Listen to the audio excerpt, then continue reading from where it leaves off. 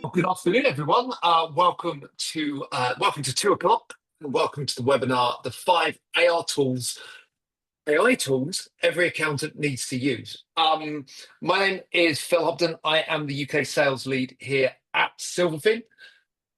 And I am joined by two great guests, and I'm going to do intros to those guests in a second. We'll just give everyone a few minutes to dial in and kind of enter the room. The room's starting to fill up. So what invariably happens is if you jump in too early, you end up repeating your introduction 3 times. So I hope wherever you are, the weather is nice. I always like to start off with some weather chat because it is a webinar after all. So weather where I am is all right, but I'm looking forward to the 15 degrees we're promised. So good. Okay, so I think we are starting to fill up, which is great. So once again, welcome to the webinar. The five AI, I'm going to get it right in a minute. The five AI tools every accountant needs to use.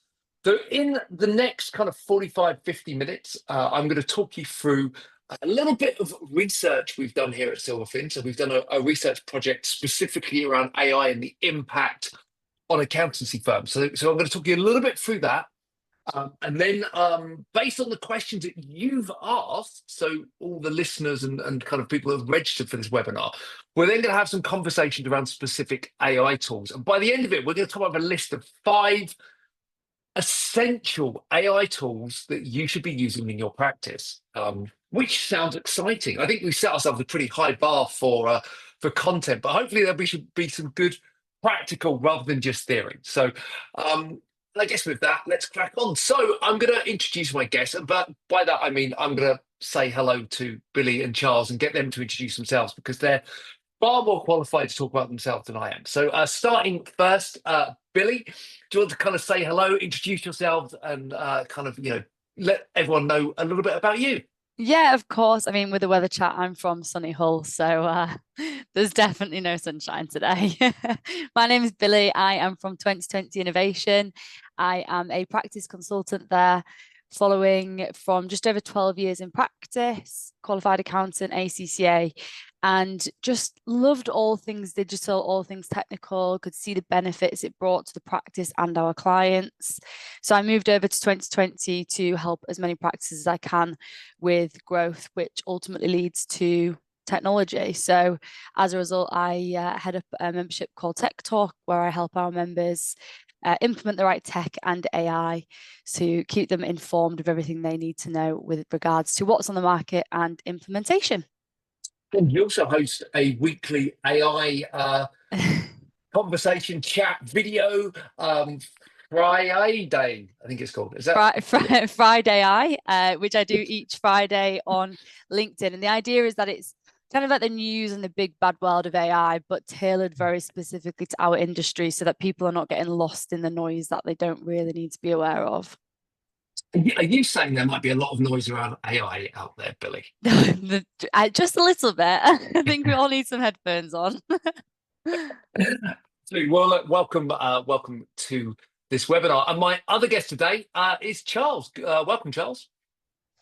Thank you, Phil. Nice to meet everyone. I'm Charles Richards. I'm the head of digital at Azit. So I'm not a qualified accountant, but I've spent my entire career thinking about different ways we can use technology, digital data, and now AI and automation to transform businesses. So you can imagine what that means for the work I'm doing at Azit, thinking about ways we can improve our client experience, make things easier for our colleagues, which I know is one of the topics we're going to talk about here, and also thinking about how it can drive revenue and cost savings. So thanks for having me, Phil. And thank you too. And also we have the Q&A open, so you can feel free to say hello, pop some questions in there as well. So if you didn't get time to put your question in first, you can absolutely pop some questions in there. Thank you, Kevin Lord, who has come in and said, typical southern bias with the weather, freezing and raining in Scotland. Kev, I can't help it if it's raining up in Scotland and not down south, right? I love being called Southern as well. I'll take that. I know. That's brilliant. So, right, let's crack on. So we're going to start with a poll. So our first poll, which is going to come up on screen now, And you're going to have to just excuse me just a little bit while I get to know all of the new technology we're launching here today. So how frequently are you using AI tools? So daily, weekly, or occasionally? So if you could just pop that in, and when we get to about 75% of the webinar, about 70% of the webinar, I normally then kind of call it a day at that one. We're about 70% now, so a few more of you just pop your answers in, and we'll get that answer. A couple more, 73%. Should be a couple more people. Anyone feeling brave? Anyone? Okay, there we go, 75%. Thank you. Perfect. So I am going to end the poll, and I'll share the results with you. So we are looking at a combination of, 43% of people on the call are using AI daily. If you want to pop something into the Q&A, just what is your favorite tool that you're using at the moment? We can maybe look back to that at the end. A few more people using it weekly, and then kind of the second half really leaning towards occasionally. So here's our next question. How frequently were you using AI tools last year? So I need to stop sharing that. Need to launch this poll. And here's the second one. So the second question is, how frequently were you using tools last year? Oh, okay. Well, this tells a really interesting story. I get to see the answers as they're coming in. Tells just need a few more people if we're there, if possible. Meanwhile, Jonathan has said in the Q&A, so it's not all sunny down south. He's in Surrey and it's chucking it down. So, I think that kind of answers everything you need to know. Good. Right. We're up to 78%. So I can end that poll there. And I'll share the results of that one as well. Huge change, right? Like a year ago, most people were using AI occasionally or weekly. So in the last year, that's in a massive change in the way people's using AI, from occasionally to the bulk of it now being daily, which is really interesting. Any thoughts on that, Charles and Billy, before I kind of jump on to the next slide? Yeah, from me, I think it's almost a bit of a trick question, because actually AI has been around for such a long time. Like spell check is a form of AI. So there will be a lot of people on the call that are like, oh, actually, yeah, I have used it daily. It's not as scary. But I think the probably reason for this is that people have started to realize that the impact it's having. So they feel more comfortable using it, which is great to see. Yeah, absolutely. I think you're absolutely right, Charles. Yeah, Billy's spot on. It's not necessarily that we're using AI more. It's that we're now more aware that we are using AI, and I think that there's so much out there. Sat nav in the car, or even just walking around town is AI. People don't necessarily realize that. I think the last sort of 12, 18 months, there's been a real shift, and it's been, to the point at the top of the call, lots of noise about it, which makes us more aware. And of course, that's starting to translate to the world of work as well. Yeah, absolutely. I think that's a really interesting point. I think AI has been around a lot longer than people expect or suspect, and it's just becoming more talked about, more prevalent. May I say, in some regards, a very good way to market products. And to add that little bit of, I always used to call it the Coke lemon twist to something, where you've got a product that's been around for years and you put lemon on it, and all of a sudden people go, oh, now I want to try that, and you're like, well, you've kind of been doing it anyway. Good. All right. So on my screen, on your screen, I should say, I just want to kind of what inspired the webinar, and I guess the podcast that we've spun out from the work we've been doing. And to the core of that is an accountancy survey that we've been running over the past few months. And we appreciate the accountant's role is evolving faster than ever, shaped by technology, generational shifts, and changing firm dynamics. The Silverfin, in partnership with Freethinkers PR agency and Censuswide, surveyed over 350 UK accountants to uncover how these changes impact efficiency, growth, and work-life balance. And we're going to be launching that report soon. If you're coming to the Digital Accountancy Show, we'll absolutely have that to the centre of some of the work we're doing there. And other events through the year as well, including a roundtable event and other bits and pieces. So we're gonna kind of bring that full report to market soon. But before we get there, what I do want to do is share with you some key findings from that. So 1 in 4 firms reported at least 21% of their team experienced burnout in 2024. 1 in 4 teams One in four firms reported that 21% of their team experienced burnout, and on average, 25% burnout rate across firms.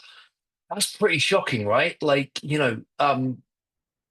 I read that earlier when I was going through the slides, and that kind of it didn't surprise me because I know a lot of that conversation, but it certainly kind of flagged how significant that burnout rate is and the impact that has to productivity, the impact that has to a firm in general, not to mention the individual and they're at the core to it, right? So that's a pretty shocking statistic. And then 6 in 10 accountants worked 4 hours plus per week beyond their contracted hours, uh, money that people don't get paid for in a lot of times. And overtime is becoming the norm, with many accountants clocking in over 260 extra hours per year.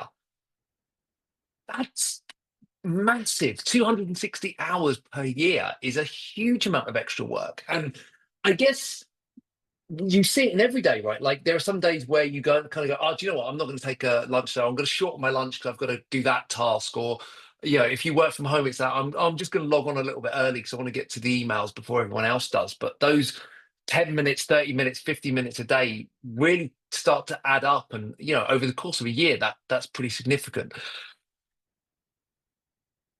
And then right now, firms report saving about 10% of time when using AI. So looking at kind of that potential burnout and the impact of those extra hours, actually AI is starting to become a solution to some of those problems. And in fact, in 3 years, many firms expect this to be upwards of 21% time saving, with the most common use cases being workflow, automation, and compliance tasks.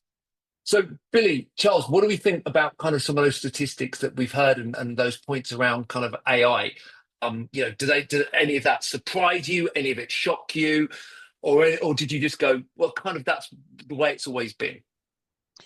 Yeah, I think it's really sad. I think to start off, I think because it is it's such a great industry to be in, and unfortunately, I think when you hear statistics like this, it's going to deter people. It's going to make people leave the industry as well, and with an already tight talent shortage on the market, it's just going to encourage that. I think there's also this aspect of as great as technology is, it's probably a contributing factor to some of this, because actually the time we then need to learn technology is then taken away from the work we're doing with clients, and we have to find that time somewhere. And I feel like probably saying this word so many years on sounds weird, but after COVID, we thought it would all drop off a cliff because of the change in regulation at the pace it was. And it never actually happened. It just seemed to have got heightened and heightened, and the economy and the change in government and everything else has just snowballed on. And as accountants, we get this full force, probably more than any other industry. And that's why we need to find ways to create these efficiencies that are on this slide here. Absolutely. Charles, any thoughts on that data and those questions? Yeah, I'm actually going to pick up on the point on this slide you've got on the screen right now, Phil, in terms of time savings. It's such an interesting area, and it's not a new area. There's been a lot of different companies and a lot of different sectors looking at ways that we can use different types of automation and AI to save people time. And I know that's one of the themes we're going to be talking about today in terms of reduction of that manual work. I guess what I'm surprised about is that these percentages are potentially quite low, actually, because a lot of companies are able to think about huge savings of potentially over 50% of either time or even FTE in certain teams, where if you're using AI and automation in the right ways, it can have a big impact and free people up to do the more value-adding activities. I think that's always such a great point. When I entered this industry many years ago, that the conversation was about moving from purely compliance to added value and being able to do more for your customer. I don't want to use the A word, not AI, the other A word. That thing that I think vendors generally created, right, to try and drive a need for their product. But that added value piece for the customers is massive, and we saw it during COVID, right? Like for the first time in history, the advice, support, and guidance that accountants were providing was not just nice to have. Actually, for many businesses, it became essential, and that that almost freeing up of all the noise to then be able to focus your attention down onto helping and supporting businesses in a completely different way was something completely different, and finally started to realize that added value piece. And I think, to a point, some of that has drifted away a little bit post-COVID. But God, I've used advisory and COVID on the same call. If anyone's got a bingo card for webinars, I've probably ticked off a couple on that one.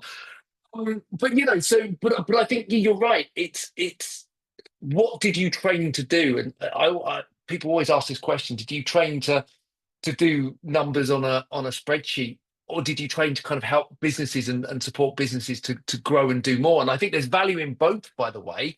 I'm not saying one is more important than the other, but certainly, as someone that used to own a business, the most important sessions for me with my accountant were the ones where they would support, give me advice, and show me how I could do things better, because clearly there was a lot of ways I could have done things better. Billy, I think you've got something you want to say on this one? Yeah, I think you've raised some really great points, and I also don't want to take it away from practitioners that they don't. It's not that they don't want to do it, and I think they know what they want to do, and they understand sort of even how to do it to an extent. But what they don't have is they don't have the capacity to, because to enter that level of, and I will say the A word, to enter that level of advisory, it takes a bit of groundwork. You need to do some discovery, you need to do some research into that client to be able to offer that advisory work, which practitioners are more than qualified to do, but unfortunately just don't have, as I say, the capacity, time, resource within the practice to do it, which is where I see that 20% that we thought will sort of be a time saving. What we need to do now is make sure that when we're implementing these tools, we are super intentional about that time saving and where that's going to go, and then use that as the opportunity to then offer these services that we've wanted to do for so many years. Yeah, I think that's a really, really good point. Cool. So look, I think that probably brings us to our core discussion, right? Like, so AI tools and what are good tools. I guess we can kind of talk briefly about ChatGPT, because I think ChatGPT is the one that everyone goes, it's the tool, it's the AI tool of AI tools. And I always go that, I always think that AI stretches so much beyond what ChatGPT has and can offer. But actually, as a starting off point, ChatGPT is all large language models. Like, there are other things out there. Let's be honest. The use cases that I've found for ChatGPT, two really interesting ones for me. As someone who is dyslexic, I sometimes struggle with when I write a letter or a letter. 1980s, when I write an email or I'm writing a report or something, quite often grammatically and spelling wise, there'll be some challenges within that. So it's good to use ChatGPT as my own little spell check, which I feel slightly underutilizing its capacity. The other use I found, as someone that struggles with spreadsheets, sorry everyone on the call, but I'm not a spreadsheet expert. It's great for going in and saying, I want to achieve this, and it will just give you the sum that takes hours to work. So, like, for me, it's just taking off the edges of some of those day-to-day challenges and just improves my efficiency on certain tasks by 10, 15, 20%, which gives me time to do other things, right? So that's kind of my core of how I use AI on a day-to-day. And I guess the other one is note takers.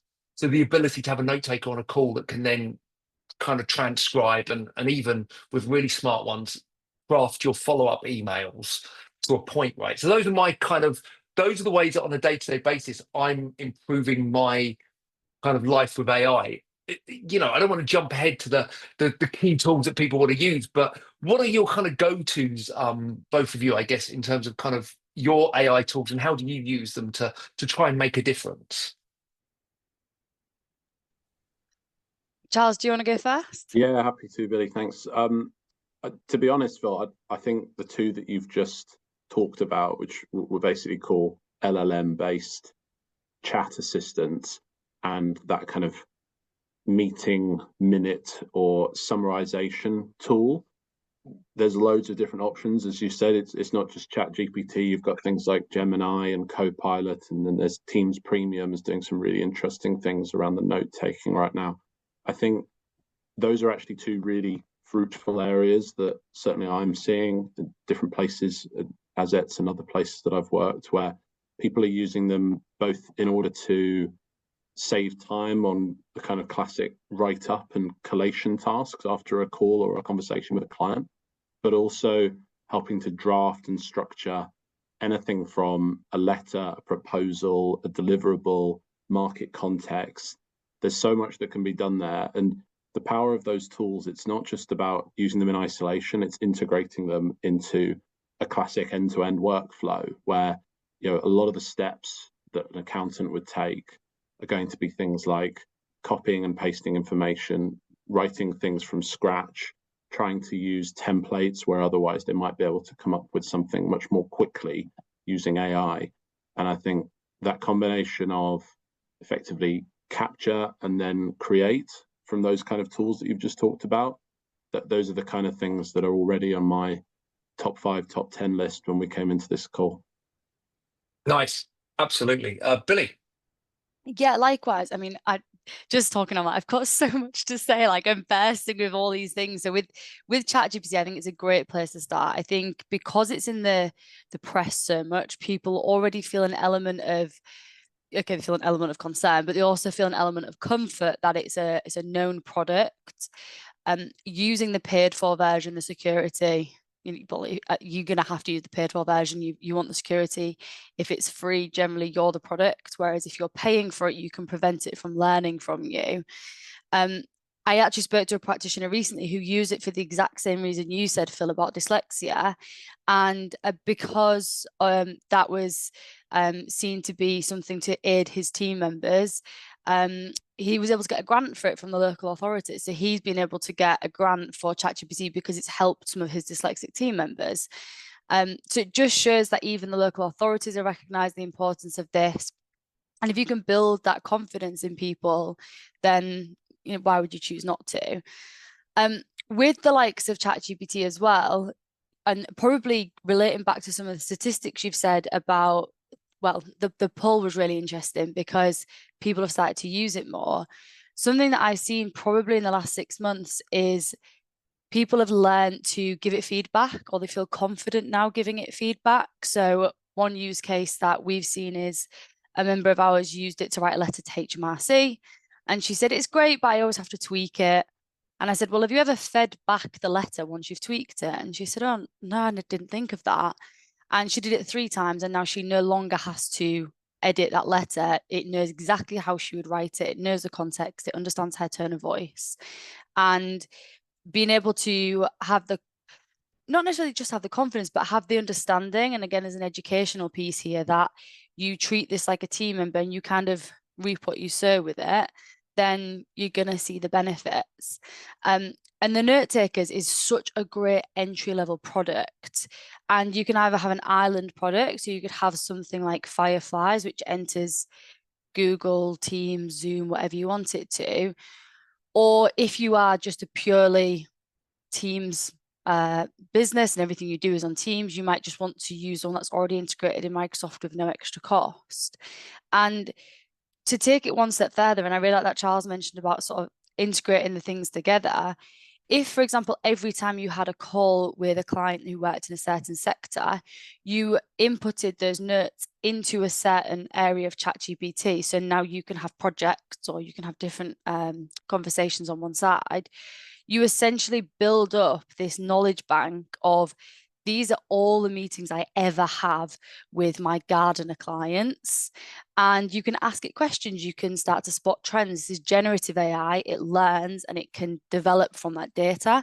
So those are things that as practitioners, we don't have time to sit and read 15 transcripts that we've had over the last 12 months.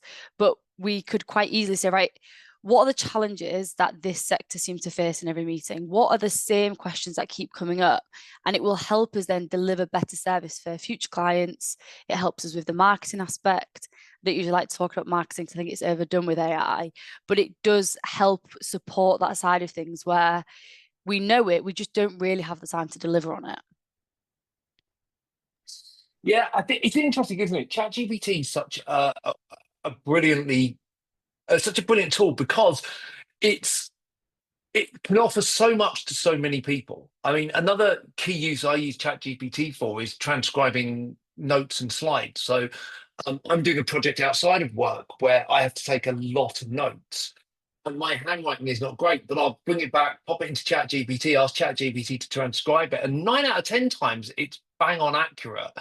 And it saves me then having to type those notes up separately. And again, if you're going out to client meetings and you can just feed those notes, those manual notes into an LLM, and it can then transcribe them for you, that's a huge time saving, because you can take pages. Sometimes I'm taking like 10 pages of notes, and that is a lot of notes that you then have to come and type up or pass to someone else. So I'm loving those kind of uses. And I think the thing I love about ChatGPT, whilst it's like the most boring tool to talk about because it's the one everyone knows, right? It's actually everyone knows it, but does everyone know what it can really do? And that use case expansion is when I found out it could do Excel formulas, it blew my mind, because I'm like, I no longer need to like phone up everyone in my office that can use Excel and go, are very very busy project and product managers that I'm phoning out going, how can I do this really simple formula that I should know? And they're telling me. Cool. Okay. I just want to get the ChatGPT elephant out of the room to start, right? So we've got that one. We've kind of got it. It's landed. We've moved it on. So I think the best way we'll do the next kind of 15, 20 minutes is we'll kind of talk through the questions that people have sent through, which are all kind of AI and AI tool based, right?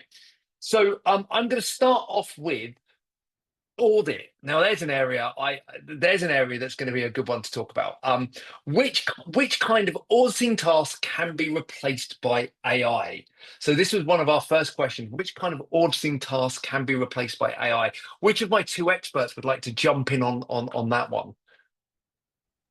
I don't mind. Charles, are you using it within Assets at the moment, or looking at it?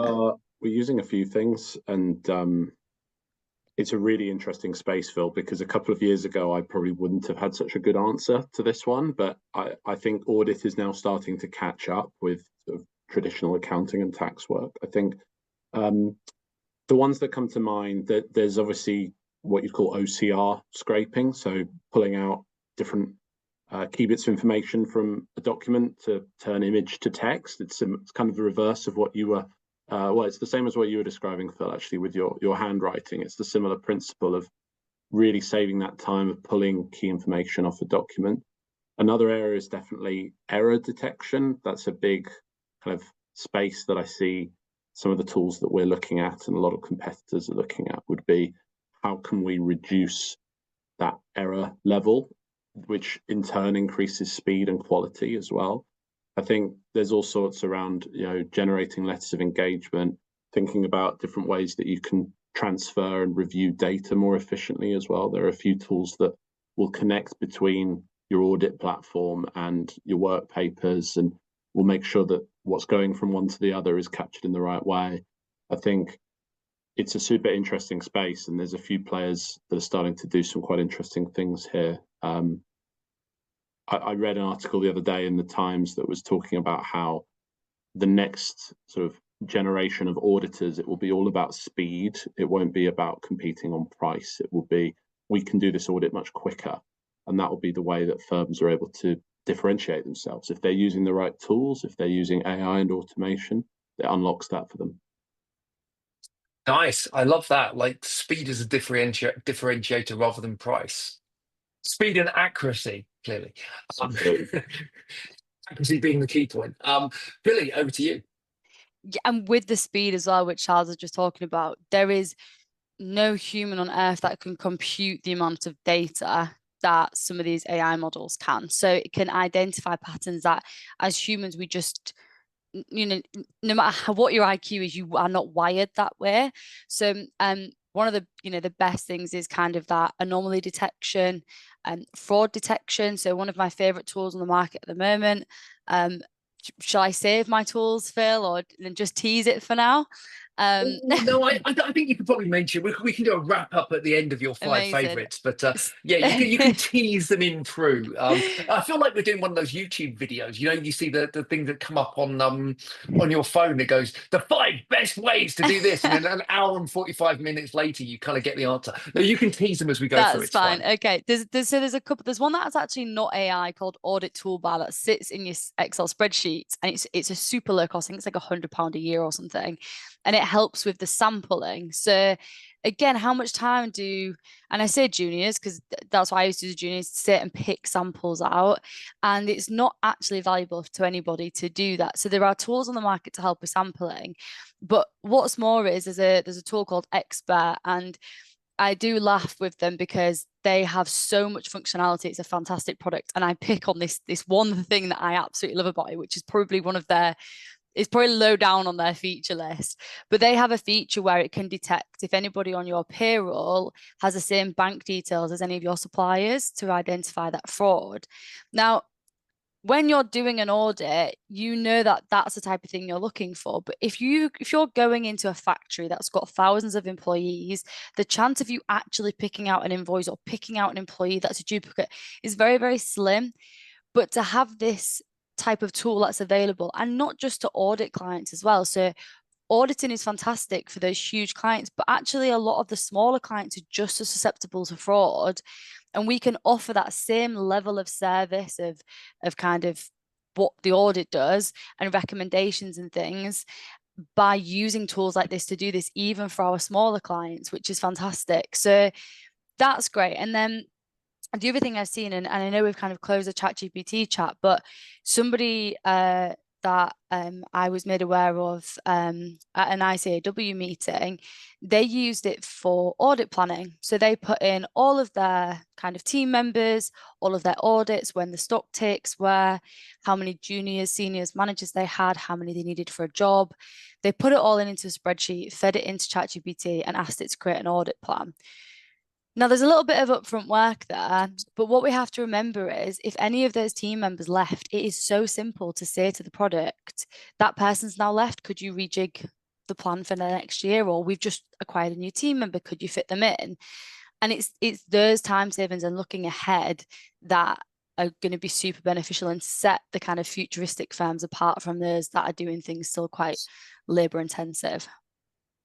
Yeah, no, I like that. I think that's I love that fraud detection one though. That's really smart, right? That's a both a key task, but also like quite like you say, if there's 1,000 people, like that is a very hard thing to spot. But if you've got a tool that does it, okay, interesting. Well, there's some interesting stuff around audit then. And I think, like Charles said, that's definitely an area that's growing in terms of kind of AI and tech capacity and usage. Good. Okay, brilliant. So that's our audit question. So next up, how about this is a good one. What is the impact on professional judgment when using AI? So again, not a specific tool question, right? But I think actually it's an interesting one to bring in. You know, what is the impact on professional judgment when using AI? Billy, do you want to take this one first? Yeah, absolutely. This is, if anything, unfortunately, this is going to actually put more reliance on our professional judgment.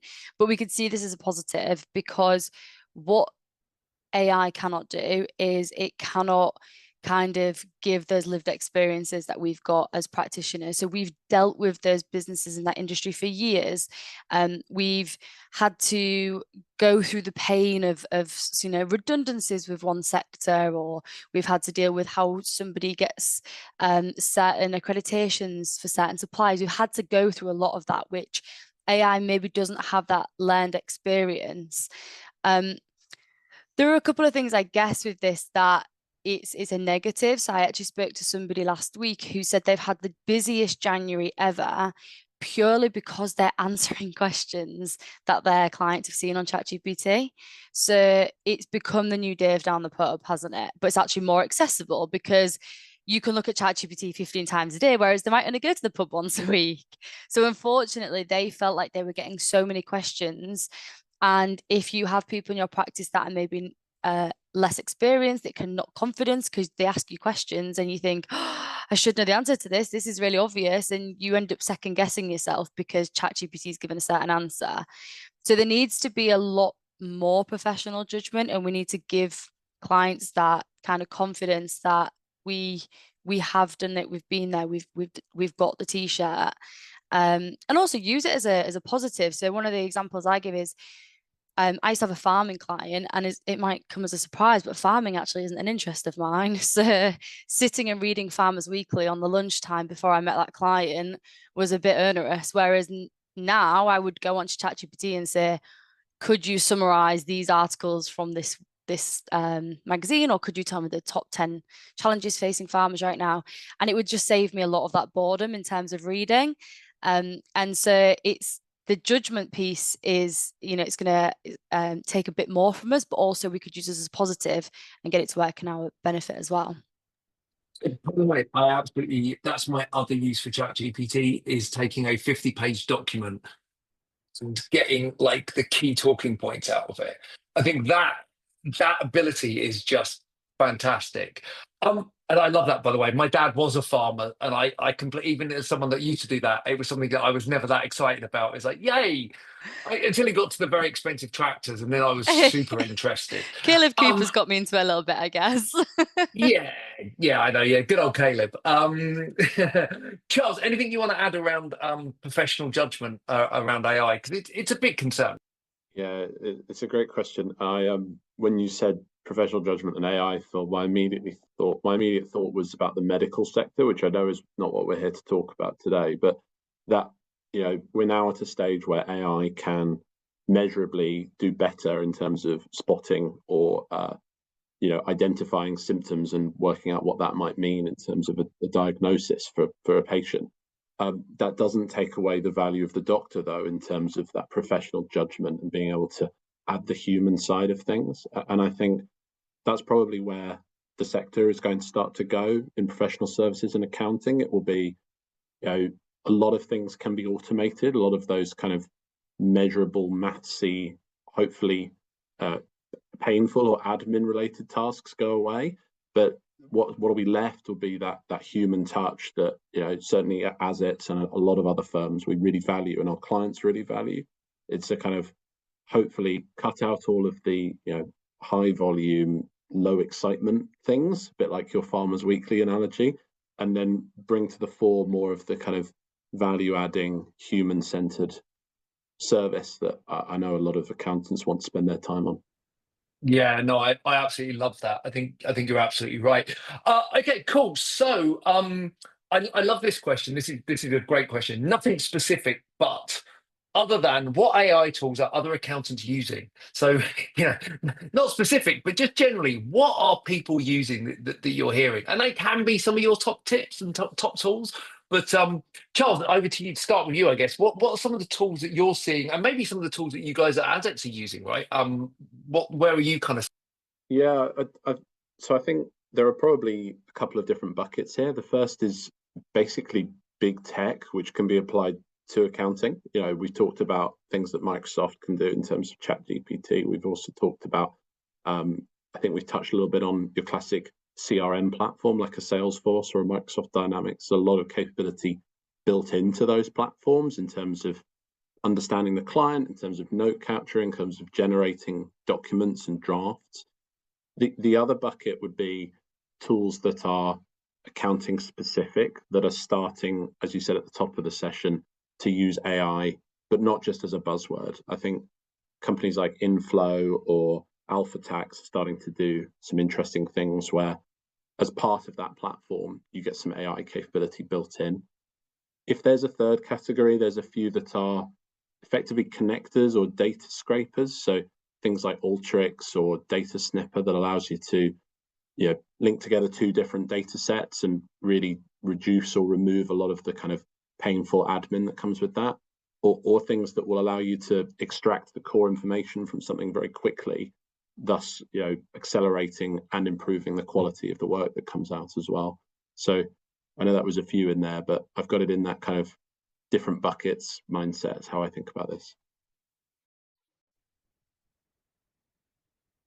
So from my point of view, what I would say is that with this question, it's framed quite differently, because unfortunately what we're seeing with AI being a buzzword is people want a solution before they actually know what the problem is. So I have people come to me and say, right, I want to use AI in audit. What can I use it in? And I'm like, but what do you want to use it for? So with this question, I guess it depends whereabouts on your journey you are as well. Something I wouldn't want you to be doing is jumping in 5 steps up the ladder thinking, well, everyone else is using this, I want to use this. AI is moving at such a pace that we also need to take a step back and understand some of the basics. So we need to understand that artificial intelligence is not the same as generative AI. It's not the same as robot process automation. And understanding that actually there are some cases where AI isn't necessary. So for example, there are some really great bots that can do bookkeeping, but you might want to use generative AI to look at the trends and the patterns to then pick up with that client that one of their customers is failing to pay. So I think with this, have a look internally and see what your issues are before exploring what everyone else is using, because the practice might be set up completely different. Having said that, one of the big increases in terms of use cases is Microsoft Copilot. And this is because a lot of practices are Microsoft-based businesses. We already know the software, we trust it, we believe in it, we've been using it since we were using computers. So using Microsoft Copilot is great because also it's embedded in your product. So something I quite often say is when we're using an AI tool, we can go out and find the weirdest fact about a rare frog in the Amazon rainforest, but to try and find out something quite simple about our own business becomes very difficult. Whereas if we're using Microsoft Copilot, because it's embedded in our files, it will prompt you and be like, you've got a meeting tomorrow. Do you want me to pull off all the emails to do with that client for you so you can prepare and do a summary? And it just has that intuition. So as I said, depending on where you are on your journey, we've already discussed note takers, we've already explored ChatGPT. Please don't use this in the same way you would use your Alexa and ask it a question and take the first response. Do feedback.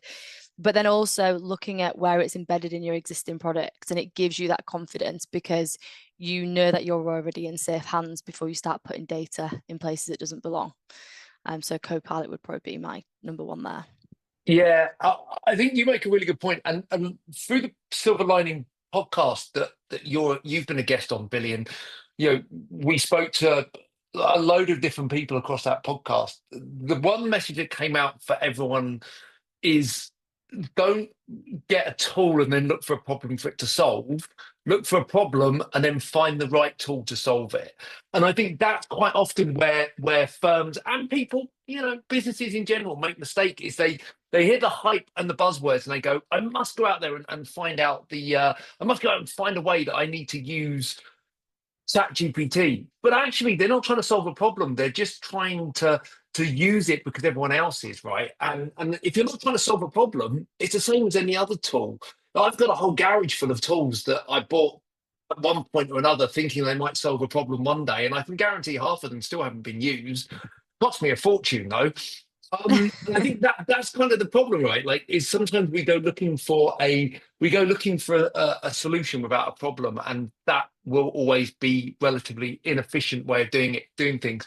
I'm conscious that we want to get to our 5 core tools.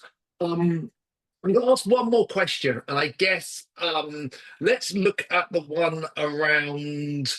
So we've done all the best AI tool for accounts. We're kind of talking about that one in general, but actually let's kind of focus on that one a little bit. Like for accounts, and I'm assuming they're talking specific accounts, AI tools that work in that kind of accounts field. What are we seeing that we think is actually some pretty good, impactful tools that are making a difference there? Billy, I'll start with you on that one. To be honest, with compliance work, I think that's one of the areas which is being left behind the most in the industry. I think Silverfin, and this is not me being biased because I'm on a Silverfin podcast or webinar, but Silverfin have the kind of the crown for this one in the fact that they've got AI embedded in the tool, because again, it's a case of there's nothing that we can pull out of a product and put into another product automatically. Everything has to be done manually. So unless you're willing to go ahead and do that there aren't really any that I'm seeing people use very commonly in the account space, yes, there's ways to kind of, can you analyze this data, give me some points to discuss with clients, but actually preparing the accounts, my number one tip here would be to get your data in order, because as we start to see the inception of AI even more, and with that we'll see agentic AI, then we need to make sure that our information is in the right place and up to date, because it's no good utilizing an AI product. The analogy I keep giving is, so many accountants are shopping for roof tiles and they don't have the foundation set yet on the house, because if the information isn't there, what are you expecting AI to draw on? If your bookkeeping isn't up to date monthly, you can't expect it to produce you all these fantastic reports. So there are some good ones like monthly based on the bookkeeping aspect, but I think in terms of compliance for annual, I think Silverfin is the only one I'm seeing that's actually making true waves in this. And that Charles, wasn't actually rehearsed. no, it wasn't. Hey, look, what I liked about what we've done is we bought an AI company and embedded it into. We didn't so it was that kind of, it was a different approach, right? We said early days, here's a company, we like that, let's buy that company, let's embed what they're doing into what we do. And I think that for me is where you get the most impact, is where the tool is embedded or built in rather than a plug-in, right? Like there's some great tools, like Jack 2, the AI bookkeeping tool, is a really interesting one. We talked to Nikolai on the podcast about that, but you know, there's some really interesting stuff around that kind of, for me, looks like it's going to drive innovation in that space. And you've always got to look at what Xero and QuickBooks are doing in that AI space as well. And I think, you know, they're going to be really exciting to watch over the next couple of years as they evolve their offering to be, you know, more than just the ask it a question, albeit, you know, asking a question can sometimes be a great tool. Charles, anything you want to add around that piece? I think, to be honest, between you and Billy, you've mentioned the ones I was going to talk about in terms of Xero and Silverfin. I think to pick up on Billy's point about data, though, absolutely right in terms of a lot of accounting firms are sitting on a lot of really good data, and potentially a level of data that's more valuable than the kind of information that a bank would have on a customer or a business. So the trick now is starting to structure that in a way that makes it usable for automation and AI and Gen AI and agentic AI and all of the different things that are going to evolve in the coming years. I see a lot of businesses that have not got their client data in order, and they haven't got properly structured records from previous years of what they've produced for different accounts. Without that, a lot of what we've talked about is going to be really difficult to bring value from. So the next question is, how do you do that? And then how do you improve it over time so that what you're trying, you learn from, and it gets better and better? Yeah, 100%. And in the chat, in the quick Q&A, someone has posted evolution, you know, machine learning, RPA, yes, but look to agentic AI, purpose-driven orchestration of AI agents for specific use cases in accounting. And then they said, "Oh, Billy just said that and nailed it." So well done, Billy. You said it and nailed it. So look, I think let's talk our favorite AI tools, right? So the 5 tools that people could take away from today and go and try, and they're going to have some kind of impact in their practice, in their business. So I'll tell you what, I'll go through mine first, because mine aren't going to be very accounting specific. Mine are going to be a little bit more kind of general specific, because that's kind of where I live in that world. And then Charles, I'll come to you, and then Billy, come to you afterwards, if that's okay. So kind of the key one to me, like, I think Grammarly is an amazing tool. Speak to the dyslexic side earlier. Apparently I can't speak today either. Clearly, ChatGPT I use daily for a variety of different tasks, and that's just to drive my speed. But the use cases are things like transcription, notes, you know, all of that kind of stuff. You know, Mid-Journey, if anyone sees some of my LinkedIn posts, I love a good AI picture of me, which is funny because they always come out with hair and really weird things. So love that, but again, it's a great way to express creatively, and I love the creative. CapCut, so for video projects and stuff like that, there's some great AI in those things that kind of take something that would take hours and hours and hours before and make it a minute-long job, which is wonderful for the time poor. And we use Gong, which is a kind of a note taker, but more. So when you join a call, Gong is a great coaching tool. So from a customer perspective, it gives you a transcription of the call, key notes and key talking points. But from a sales leader perspective, it gives coaching points to the staff and the team and key things and questions that they're answering. So, if you've got a large team and you're trying to coach a large team, which can be quite difficult, Gong and tools like that are super good at helping you pick out those core points. And also they can write follow-up emails, which is, a win-win for me. Charles, over to you. Yeah, so my five are some of them are very accounting specific and some of them are much more generic. So the ones that really jump out in terms of accounting, payroll, wealth management, and anything in that world, data snipper I've mentioned. I think that's a really powerful tool for the OCR and scraping of documents to get kind of words from an image. Another that comes to mind is Expensify, which has a bit of a kind of personal use case as well for tracking receipts if you're doing kind of track time and expense capture, but equally really valuable as a bit of a clue as to what can be done when clients are sharing documents with their accountant or their tax advisor. Another one is Alteryx, which I know I've mentioned already, but this is all around how you can build bridges between different data sets and build proper data automation paths as part of a workflow. That's really universally applicable. There are a few players in that area as well. And then the last are the big two that I've mentioned probably twice already, which are Microsoft in terms of Teams and Copilot and everything that comes with it. And then Salesforce is the main place to hold your kind of client data and build that view of them in order to drive better relationships, cross-sell, upsell, etc. All of the above have competitors, but those are the ones that came to mind. Yeah, I think the points around CRM and CRM management, right? Like I think that sometimes is a weak spot in practices, and Yeah. using AI that can drive and streamline that is super important, because I think we forget, accounting firms historically forget that CRMs, while seen as a very salesy thing in general, actually, if you've got a business of clients, a CRM is an essential tool, and whatever flavor or color that CRM may be. Absolutely. Billy, over to you. Thank you. I'm really glad you mentioned Salesforce. Actually, it wasn't on my list, but they are advertising heavily on just normal TV and everything at the moment. And a lot of accountants are moving towards HubSpot. That doesn't really have these AI capabilities, and it's always really important that accountants check out the competitors, even if they don't use it, so they can have conversations with their account managers of what's going on elsewhere. I've tried to come up with some that I didn't think would get mentioned. Obviously, we've already discussed ChatGPT, Microsoft Copilot, which is brilliant. Something that I'm seeing a lot of practitioners do is introduce chatbots to their website. So one idea here would be a website called Chat Thing. You get 3 chatbots for like £250 a year or something. And you can have sort of one for software support. You could have one where clients could come onto your website and say, what's my UTR number?